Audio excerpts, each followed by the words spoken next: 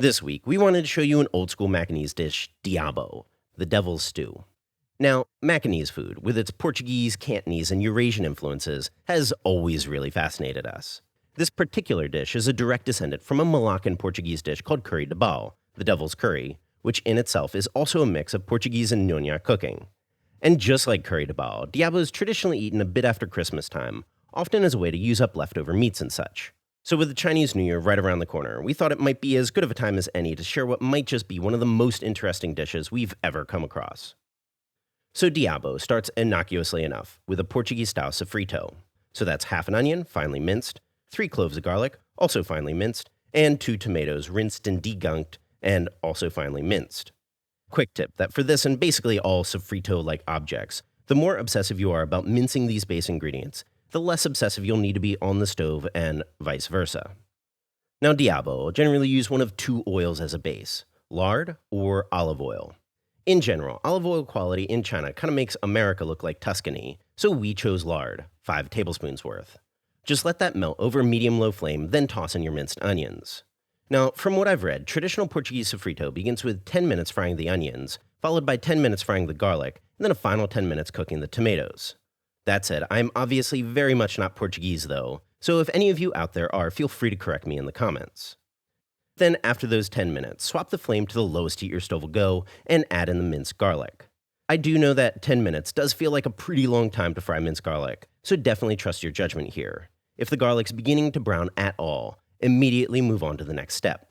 For us, we did surprisingly end up okay with the prescribed time though, so then toss in the tomatoes together with a pinch of salt, and continue to cook that down. Quick note that I personally kind of like crushing this all with a spatula as I fry it, which I'm pretty sure isn't authentic to anything, but it definitely doesn't hurt. So then after 10 minutes, add in about a half a glass or 100 milliliters of white wine. Keep that simmering and cooking for about 15 minutes more to let the wine boil away. If you've got an immersion blender, feel free to immersion blend away though, because it's here where the dish starts to betray its Malaccan roots. We're waiting for the oil to separate from the sofrito, almost akin to a curry. Once you're at that point, toss in 3 or 4 dried bay leaves, fry for about a minute until fragrant, then add in 8 stewing potatoes sliced in half.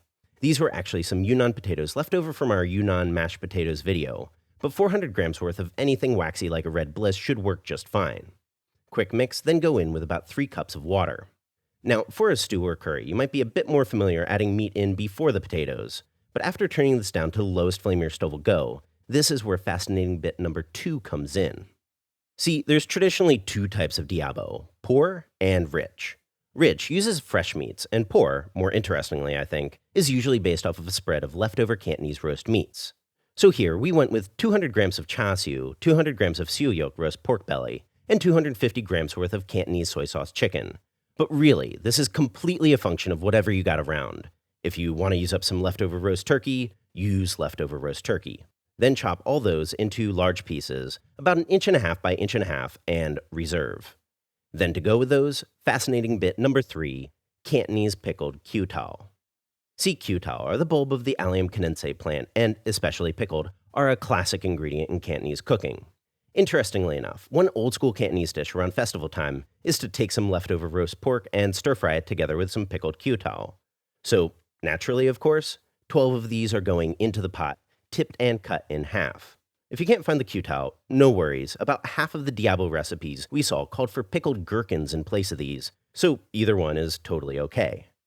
So after the potatoes have been cooking for about 30 minutes, add in your roast meat and half of your pickles, making sure that the water level's not too high here. We'll want these to cook in the sauce but not break down too much, which is actually why we added the potatoes in at first. So cover with the lid ajar and let that simmer for another half hour. So now for the technique that really blew our minds and cemented this as one of the coolest dishes we've ever come across. See, I'm not sure if you've ever heard of a French sauce gribiche. It's a classic French egg sauce from Normandy that uses mustard and cooked strained egg yolks as a base, then mixes it with oil and loads it up with pickles and herbs. Traditionally, it's an accompaniment for stuff like beef tongue or veal head cheese, but it's definitely a less famous emulsion these days than its cousins, mayonnaise and hollandaise. So Diabo, interestingly, employs the same fundamental technique as a sauce gribiche, but instead it's used as a thickener for the stew. To make it, first add a half tablespoon of mustard powder to a bowl, together with a half tablespoon of vinegar, a tablespoon of water, and a half tablespoon of prepared mustard. Here we're using Dijon because I like Dijon, but yellow mustard would probably be the most correct. Then pass 2 boiled egg yolks through a strainer, a step I personally find oddly satisfying in its own woolly-willy kind of way. Give it all a mix, then add a tablespoon of the Q-Tal pickling juice and an optional touch of water to help it all come together. Then this is ready to go into the Diabo. So now, after another half hour of stewing, you'll see that there's a not insignificant bit of oil at the top. Luckily for us, we're about to load this thing up with all the emulsifiers we just whipped up. So mix that all in and leave that uncovered over a medium flame until it's reduced to your liking, which was about another 15 minutes for us. After that time, add the remaining pickles and season to taste with salt and a somewhat generous bit of black pepper. And of course, don't forget to season with a half tablespoon or so of Worcestershire sauce as well, because this dish just wouldn't be complete without some classic British sauce born in colonial Bengal. Sprinkle over your leftover egg whites from making your gribiche-like object, quick mix, and out. And with that, your Diabo is done, perfect served alongside some white rice. So as a dish that's very much rooted in oral traditions, we found many variants when we're doing our research. Some doesn't use the egg thickening method, some doesn't include potatoes, some's thicker than others, some finish off with like some port or sherry, and some just like use pickled ginger instead of gherkin and Q-Tal.